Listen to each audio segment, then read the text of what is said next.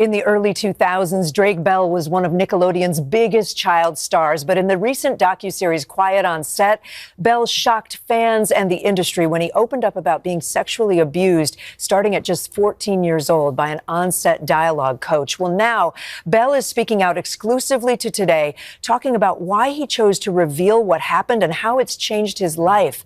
We also talked about his mission to make sure what happened to him doesn't happen to another child. It's been a life-changing few months for former child star Drake Bell. Now 37, the former teen star of the hit Nickelodeon show Drake and Josh is making new music. I came here today to tell my story.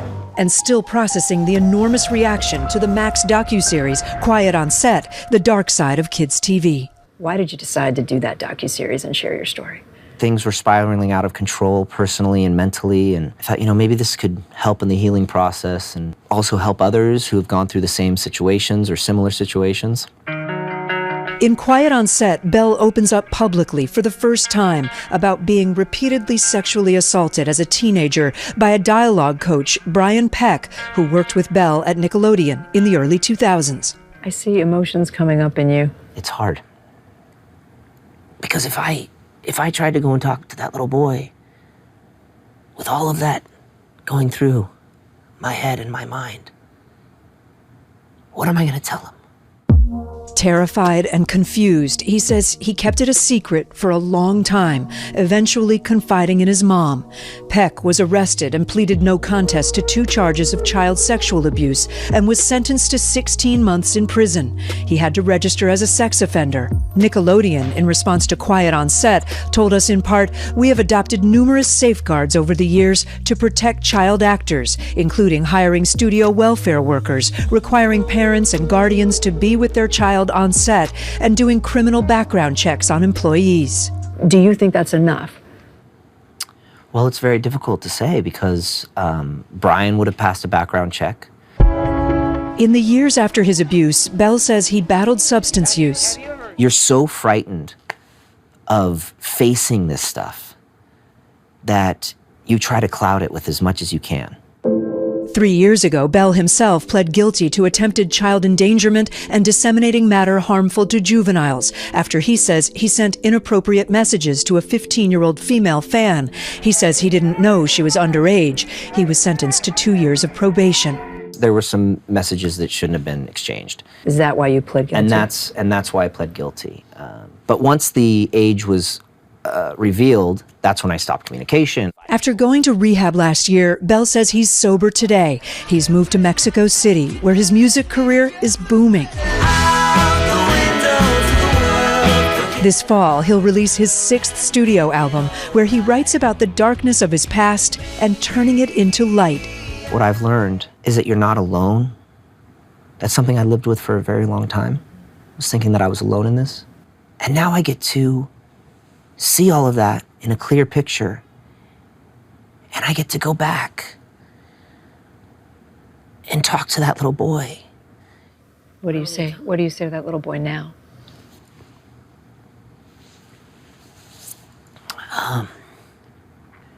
Now I'm able to go back to him and hold him and tell him, it's gonna be okay. You're gonna find strength. This is something that happened to me. This isn't me. Mm-hmm. Bell and his ex-wife have a 3-year-old son. Was part of your motivation speaking out because of your son? Yeah, and as he grows, my hope is that he'll be able to say, yeah, my dad did go through that. And the man that I know today is a hero to me.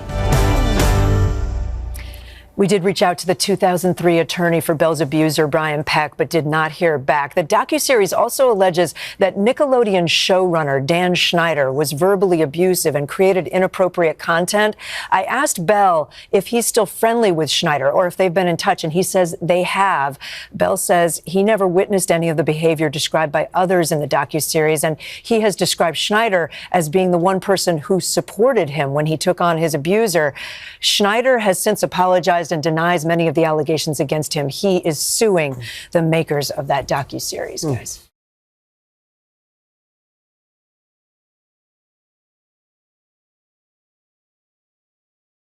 Well, I don't think so much it was that I wanted my son to be proud of me, but not wanting someone else to have to tell him about his father. You know, I could either have had this, I could have either allowed this to destroy me or make me stronger for him. And, you know, I was hoping that through this, that one day I could be able to sit down with my son and whatever he's going through, be able to say, you know, I've suffered the slings and arrows. I've been down on the mat. I've been knocked out. I've been knocked down. And came back up. And I was able to get back up. So I thought that would be, you know, a much stronger example for him when he's going through hardships or he's going through tough times, to be able to say, you know, I've seen what my father's gone through, and and also feel comfortable to come to me with things when he's hurting or when he's in trouble, you know, knowing that there will be no judgment and that there are no secrets. And there's no secrets, and we can work through these things. Yeah, well, I think it puts a lot of context into a narrative that's been happening, you know, since the days of Judy Garland and Shirley Temple and the Little Rascals, and, you know, well, these child actors, you know what happens to them? You know, they make all this money, and they get all messed up. They get all messed up, and they end up on the wrong side of the tracks, and, you know, typical story of a child actor. But what they don't understand is it's a very difficult industry for children, especially having the responsibilities and you know, the things that, I mean, you're thrust into this adult atmosphere where you have a corporation that's depending on you to toe the line and have it's a lot. So I was hoping that this may put into context, like, when you see these child actors sort of derail, you know, and that was what was happening with me for so many years in my 20s. I was just, you know, doing okay, doing well, staying afloat, working, and then my mind would take a hold, and I would find myself in problems like DUIs and just making bad choices. I want you to finish that sentence. You said, when you see these child actors that derail, I want you to keep in mind, what is the rest of that? Well, when you see these child actors starting to derail, and it's very hard because we read everything. You know, I'm reading these. Oh, Drake Bell, another DUI, another, and you're going, man, they don't know. They don't know what's happening in my mind and what I'm dealing with on the inside, and they're just making it seem like, or even, I mean, even for example, I watch this all the time, which I probably shouldn't, but he can't get away from it.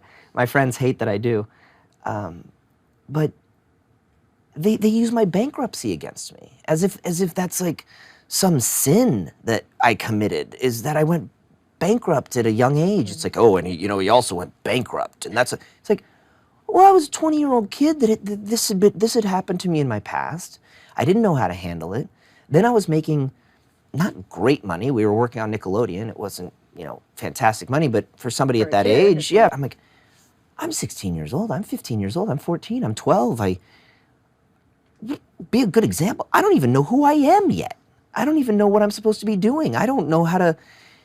I'm just learning life, and now all of a sudden I have to be a good example. Well, I'm gonna trip and fall, and I'm gonna make mistakes just like everyone else in their life.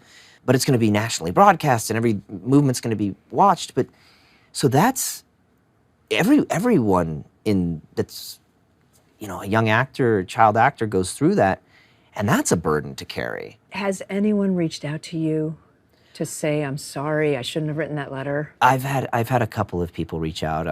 Will Friedle, Writer Strong, I had really long, in-depth conversations with them, and I, it's interesting. I didn't know if I wanted anyone to reach out to me, and have a conversation with them. Conversation. Yeah, and I knew it would. I did want at least to have some acknowledgement. So, there were some public apologies. Yeah. So what was it like when they reached out? It felt really nice. I was really taken aback by the feeling that I got, because I didn't know how I was going to react, but it felt really good. And I was able to, there were some things that they were saying, and I was like, well, I'm going to stop you there. Like, that's not really making sense to me. I mean, the way that you're explaining this kind of sounds like you're kind of skirting the subject or trying to take blame away and all this. And I was able to work through that with them, and then they go, oh, I understand. Yep, you know what? I understand what you're saying. And we had, I talked to Ryder and Will for almost 2 hours each separately. Wow. And it was really nice. And they both been checking up on me. They've sent me, they send me messages on a regular basis saying, hey man, I'm just checking in on you. Are you okay? You know, and I got to understand sort of, it's probably not very easy to later in life look back and say, what was I doing? Support and recognizing the mistake that they made. And Nickelodeon gave us a statement in response to the allegations in Quiet on Set, and in part it reads, Nickelodeon, as a matter of policy, investigates all formal complaints as part of our commitment to fostering a safe and professional workplace environment free of harassment or other kinds of inappropriate conduct. Our highest priorities are the well-being and best interests, not just of our employees, cast, and crew, but of all children, and we have adopted numerous safeguards over the years. Mm-hmm. Does that ring true? Well, there's a very important word that they use in that statement, and that's the word formal. So, and that's... Formal complaints. A formal complaint. Investigates all formal complaints. All formal complaints. Well, my dad complained a lot. And never once was he told how to make a formal complaint. Never once was he told, oh, well, if you have this issue, if you feel uncomfortable, you feel like you're seeing something that shouldn't occur, here's what you need to do. Put it in writing, we'll submit it to HR, it'll climb up the ladder. He was shooed away. There was never so... Yeah. I guess my question is, do you think things have changed in the last 20 years? I mean, what year did you start? 2000? I gotta look at the dates. What year did I start acting? Well, I know, it goes way back. I think it was 1992. Yeah, but it was 1999 to 2002 you were on the Amanda Show. That was the Amanda Show, right. Yeah. So that's 20 years ago. So do you think things have changed in 20 years?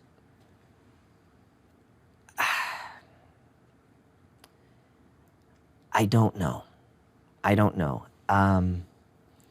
You think there's more to be done? I think there's absolutely more to be done, because we keep seeing it happening. We keep seeing the generation after me, the generation after that, and we keep hearing stories of young child actors that, and also seeing it in behavior later in life from people in generations after me that I recognize as a clear indication of, all right, and we're getting... That they went through something. Yeah, and we're getting books written, Jeanette McCurdy's book, we're getting other people, and these are generations after me. And it still seems like it is something that's still prevalent. And in the wake of Me Too, do you think I think that changed? Me Too had a lot to do with it. But I don't think that there's been enough attention brought to the children. I don't want to, only because this has been my experience. I don't want to take anything away from anybody else's experience, but I think on the young boys has been overlooked. and not enough attention has been brought to what's gone on, and we see it just time after time. You know, if my son came up to me and he's 10 years old and he's like, I want to, and he's singing and he's showing a talent for this, and he's like, I want to do this and I want to do that. If he said, I want to go do TV, would yeah, you it would let be him? a hard. See, I struggle with that answer. Fortunately, at least I feel, at least I'm going in with a little bit of knowledge of, you know. You know where the pitfalls are. Know where the clearly. pitfalls are. Never leave my son. My son will never be out of my sight. If that was the situation, I would do things a little differently than when I was growing up. But it's so hard to just immediately say no, because even though I endured unspeakable things, and also what I've been able to do. I mean, wait, you got to finish that sorry, sentence. Sorry. Even though I endured unspeakable things, there were such amazing moments. There were such amazing experiences. I've gotten to meet people that I couldn't imagine ever meeting. I've traveled to places I couldn't imagine. I just the opportunities that I've had, and the lives that we touch through what we do. You know, I go around the world and I hear stories of my family was struggling through this time, and we would lose ourselves in your television show. We would that was the only time my family came together. My mom was in the hospital and we were battling this, and your show would come on and we would laugh together and it would bring us joy. Or I would listen to a song of yours and I was in such a dark place and it pulled me out of that. And so I struggle with the bad, but then the good that I've experienced, and the way that entertainment and touches lives, and how we're moved by the stories that we tell, and the stories that we hear and that we watch. It's a nuanced answer, and I appreciate it very much. I need to ask you a couple of tougher questions. I want to ask you about writer and producer Dan Schneider, who you've called a friend. He was a main subject of Quiet on Set. He's now suing Dan Schneider's now suing the creators for defamation, alleging that they wrongly implied that he sexually abused the child actors that he worked with. What is your reaction to that? Well, you know, I can really, during this time and being asked questions and interviewed, and I get asked a lot about other things in the documentary. I get asked about other stories that are coming out. And it's really hard for me because I don't want to take away from anybody's stories. It's not yours. But I can only speak from what I've experienced. And are you still friendly with Dan Schneider? Have you spoken to him? We've spoken, and but it's, you know, it's really hard to, you know, all of these stories coming out and reading all this. It's a difficult situation, but I can only, and I don't know if it was what I was going through at the time. Maybe a lot of times I was not seeing other things around me, and really in my troubles. But I always, the set for me, when I wasn't experiencing things with Brian, was my escape. And I felt at home. I felt comfortable. You didn't personally have any problems with Dan Schneider. I didn't. And were there times on set when it was stressful and we were running out of time and we had to do things over and over? And sure, but at that point in my career, I'd been working for so long that I've worked on so many other productions where you were kind of used to that. I was used to, hey, we only have 9.5 hours with you, and or the sun's going, we're losing the light, and we got to get this done, and a really stressful situation or environment on set. So I don't know if it was that or what, but my experience was that's where when the lights and the cameras and everything was ready to go and ready to rock and roll, I was away from everything that was happening to me that was ancillary from that. And that's when I got to do what I loved and felt like I was safe. I need to ask about 2021. Mm-hmm. In 2021, you were arrested. You pleaded guilty to charges of attempted child endangerment and disseminating material harmful to juveniles. Prosecutors said there was a 15-year-old girl who said there was an incident that happened in 2017 in Cleveland with you. And in the months leading up to that, prosecutors said that you had sent the teen inappropriate social media messages. Yeah. Is all that right? Well, the messages... Is all that true? No. There was no incident that happened. And thankfully, through a very long and exhaustive investigation, which went into subpoenaing my social media messages and everything that I've ever sent to anyone, and my cell phones and computers, and finally we had witnesses come forward that were there and were a witness to the entire events that occurred at the concert, and it was able to come out that what had been alleged didn't occur. But So just to be clear, you're saying, like, from your perspective, nothing happened, or something happened that she misinterpreted? I just want to no, understand. nothing happened physically. Nothing happened in person or anything like that. But What about on text? I had been in the past exchanging messages from somebody who I got messages from on through a DM. And how old did you think she was? I mean, I thought she was 19, 20. And you look at the social media or her Profile. Her profile, and I mean, I don't want to say this is a difficult subject, but everything was indicating that this is somebody that I could converse with, and I was going through, I don't know. So inappropriate messages were sent. It got to some places. It got to a place where messages. there were some messages that shouldn't have been exchanged. Is that why you pled guilty? And that's why I pled guilty. But once the age was revealed, that's when I stopped communication. I blocked her on everything, and then I think from the cutting off of the communication and the blocking, I think that kind of snowballed into what it became.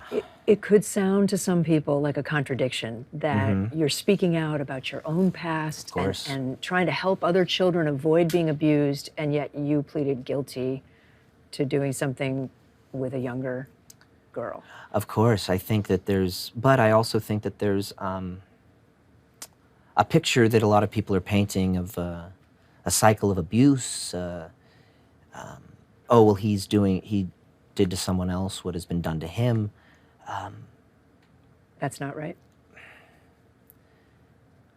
Well, I don't want to. This is difficult because I don't want to get emotional about it, but I pled guilty to some text messages with somebody that I didn't know, someone I wasn't aware of their age. It was stupid. It was something I shouldn't have done.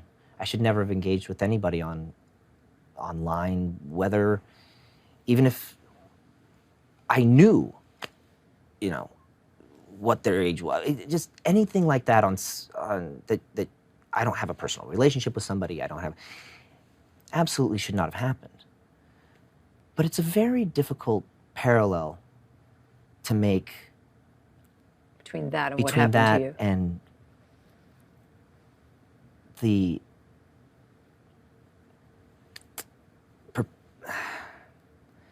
And what I endured at 14 years old.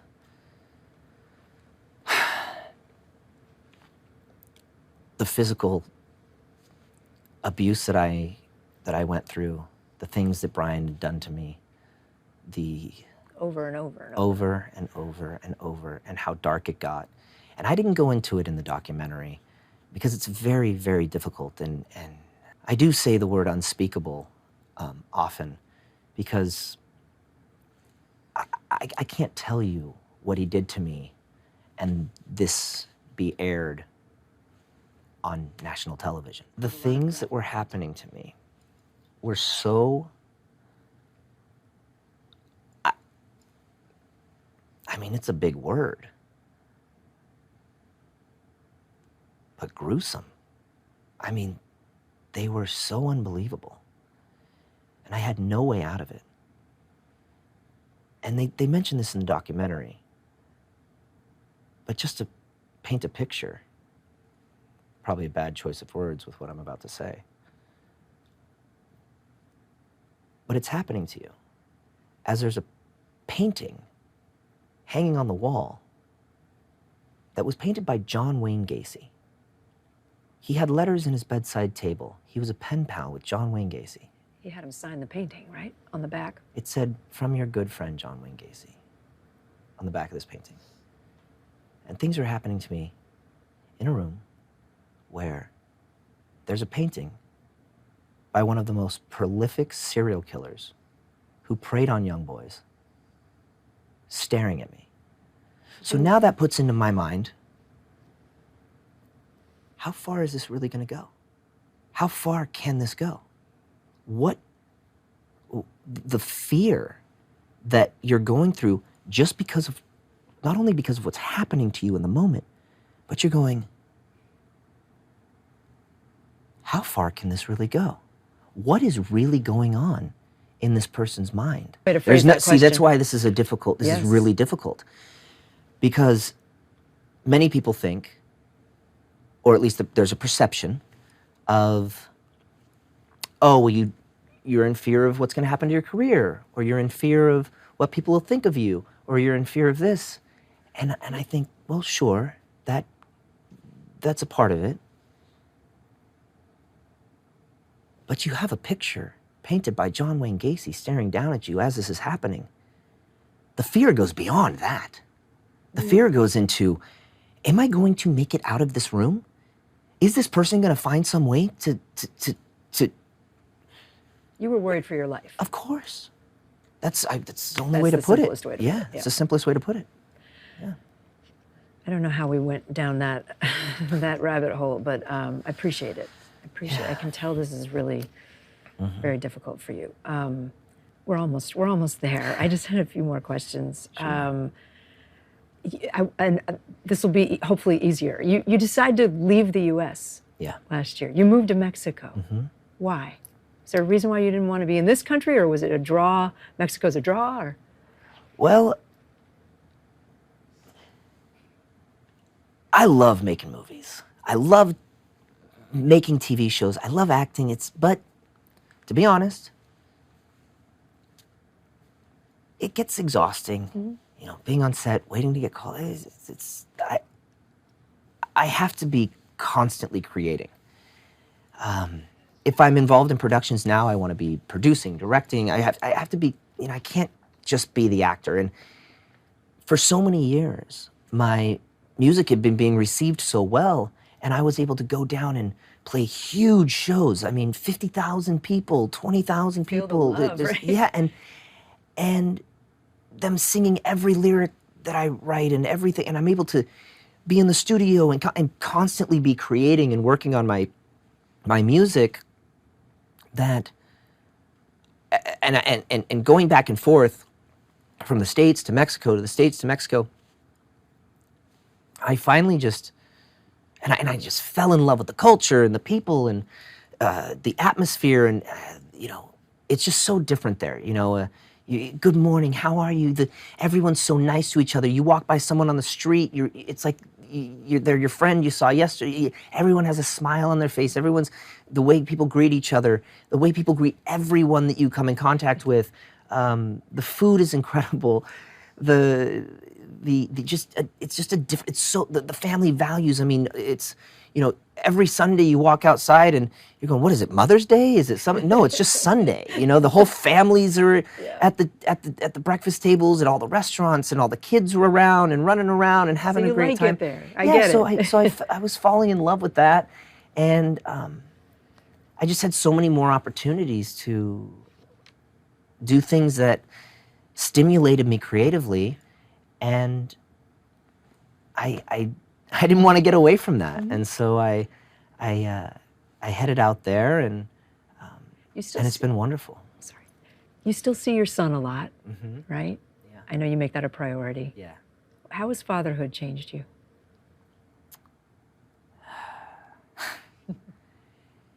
It's something that you hear before it happens, that your parents always tell you, you'll understand when you Right. have a son or a daughter, and it's going to change you forever. But it is such a dramatic shift in how you approach everything in life, all of your thinking. And I think one of the big things is, I think especially just with my past and what I've been through, is what's really important. You know, I would take things so personally, or make things so much bigger, make things, little problems were so much bigger to me, because when you've experienced trauma or these types of things, something bad happens or something affects you, and you don't just deal with that isolated incident. Everything from the past comes up, and everything happens, and you make this little thing into something huge, and it tears you down. And but having my son, it really puts everything into perspective, and going, is that really, are you going to waste energy and stress about these little things when there's something that holds so much more importance in your life, and also just decisions moving forward? And it's hard to put into words. Yeah. But he's the most amazing, I can't even put it into words. He's so brilliant, he's so amazing, he's so intelligent, he's got a heart of gold, he's so tender, he's so sweet, and it's unbelievable how much you learn from this little baby, from the day he arrives to every day with him. It's incredible. When Wyatt gets older and understands what you've done in this period of your life, what do you hope? You hope that he's proud? It's funny, I was at his birthday. We had his birthday recently, and I have a lot of tattoos. A lot. And we had these little fake tattoos from this show that he loves to watch, and his aunt, his tia, was putting them on him. And we celebrated his birthday a little early. And so he wasn't even 3 yet. Mm-hmm. And he's putting the tattoos on. And as he's putting them on, I'm standing next to him, and I've got a short sleeve shirt on, and he's very familiar with all my tattoos, some of which are for him. I got these. Mm. And he's putting them on, and he goes, "Look, Dada, I want to be just like you." Well, first I prefaced that with, I followed that up with, only fake, no real tattoos. But it's moments like those that, and even though he was from this tiny soul, his little mind, he was referencing the tattoos. I want to be just like you. Look, I've got things on my arms too. But it's bigger than that. But it just resonates. It just resonated so huge, going, wow, moving forward, I have to make, these decisions are no longer for myself. The decisions that I make in my life moving forward are no longer for me. It has nothing to do with me. I want that to happen at 10, 15, 25, 40. You know, I want, and of course, his father, everything is out there. And as he grows, he's going to hear things and people are going to have opinions. But my hope is that he'll be able to say, yeah, my dad did go through that. Yeah, that did happen to my dad. Yeah, my dad did do that. But the man I've known my whole life, and the man that I know today, is a hero to me. And the fact that he's been able to get through those things has helped me be able to face the world and not let it tear me down. And when I'm in times of struggle and I'm in times of hardships and things have happened to me in my life, he's been someone I've been able to go to and feel comfortable going to, and has been able to show me that the world's gonna hit you and it's gonna sting and it's gonna hurt and you're gonna fall down. And people are gonna tell you to stay down, stay down. But there's victory through getting back up and moving toward the opponent, which is life. And that's, you know, I know he's not gonna grow up and say, my dad's perfect, my dad's never made any mistakes, there's nothing you can say about my dad. But I hope that he will be able to say, yeah, but he's my hero. Beautifully said. I guess that makes me think, as you say this about your son and what you want, what you hope for him, you're not just touching your son, you're touching a lot of people with this docuseries. Yeah. There are a lot of people out there hearing your story and feeling their own and finding their own voice. Is that part of why you wanted to tell your story? Like, did you think about the impact that it might have? I was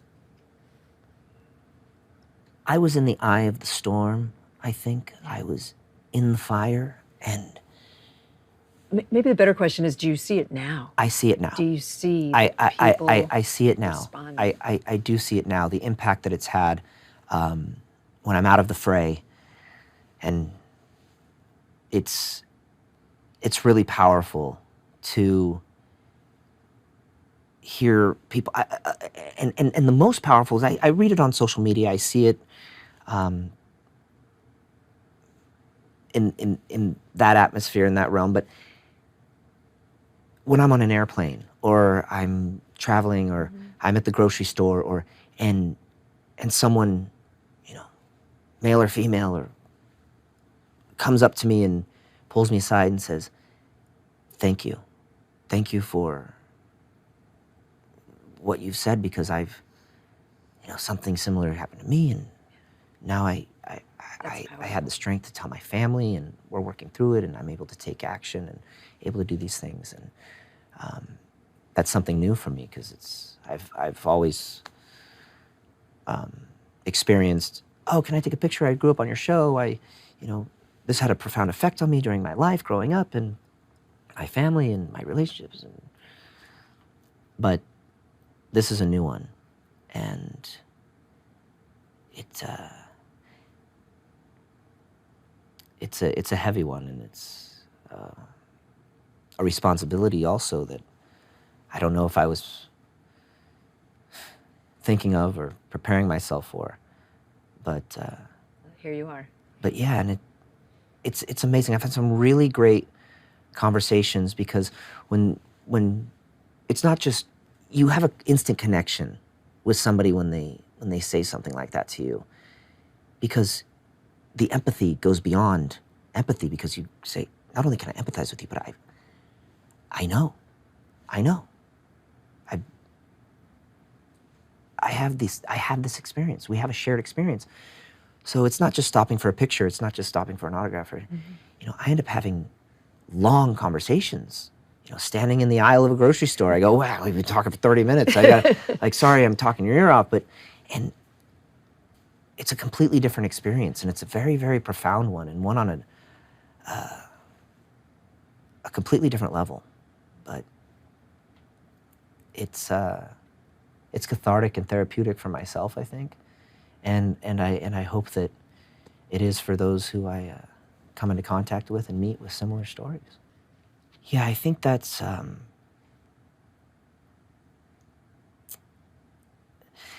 always been well, not always, but recently it's been something that I've struggled with answering, because there seems to be a perception when it comes to boys or men who have experienced assault, sexual abuse, that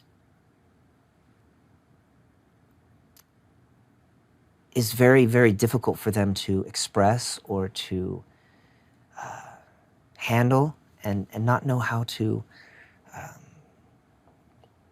There's a shame, I think, that is really weighs really heavy on young men and boys who've experienced this. How do you hope what you've spoken out about might help teen boys? I hope that someone who is at the age, or at any age,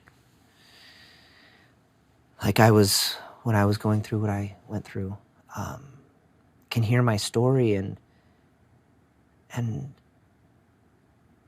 I think an important part of what I've learned is that you're not alone.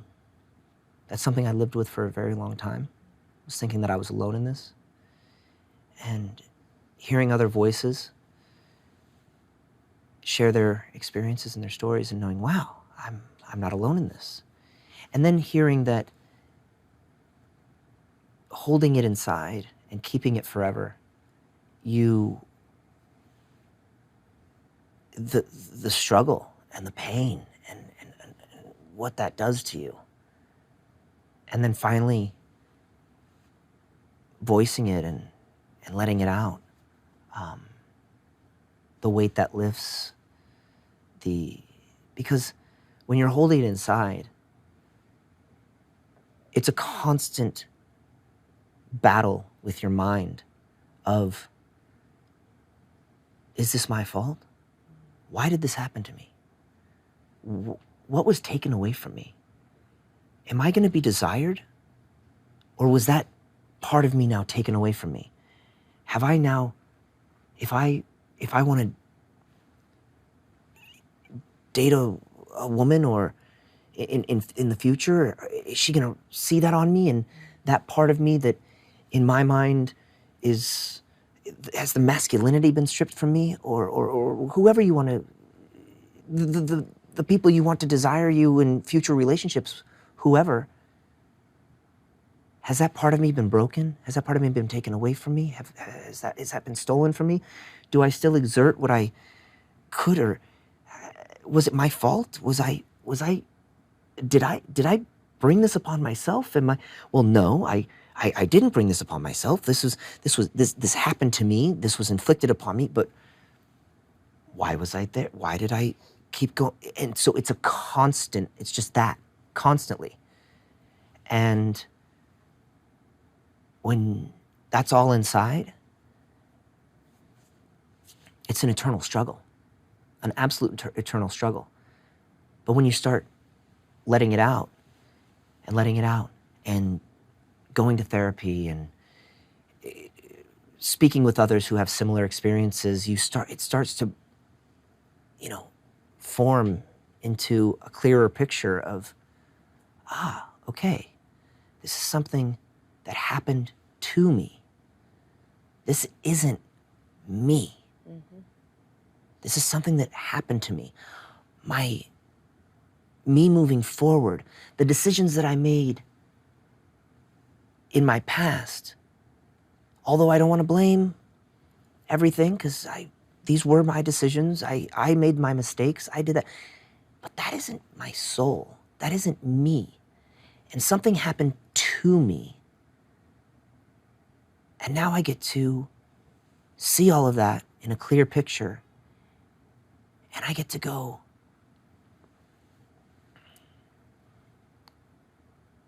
back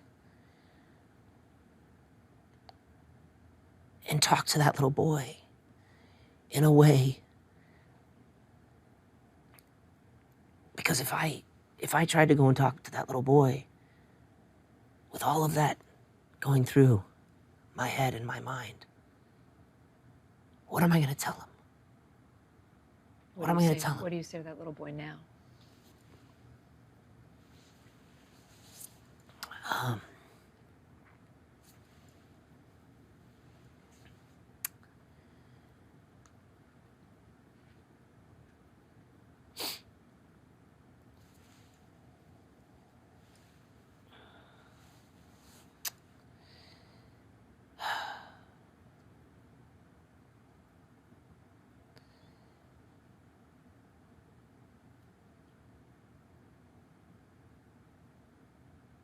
What do I say? There's so much. There's so much, but You were thinking something there. well, I was saying, what am I going to say to that little boy had I gone back to him in that state of confusion and turmoil? Is get ready, because you are going to struggle, you are going to have pain, and I don't know how to tell you how to get out of it. So be ready. But now I'm able to go back to him and hold him and tell him, it's gonna be okay. You're gonna find strength. As weak as you feel in these moments, and as scared as you feel,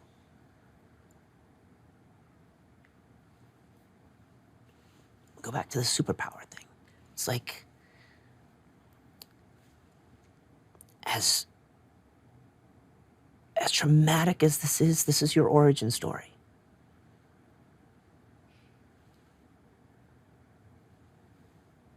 And you are going to have a suit of armor when you get through it. And it's going to be difficult. And you're going to get knocked down, and you're going to have tribulation, you're going to have triumph, and you're going to have tribulation again.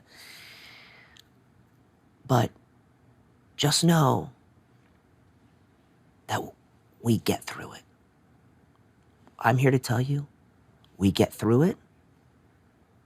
And now I'm at a place where I can go back and I can hold your hand and I can walk you through the fire.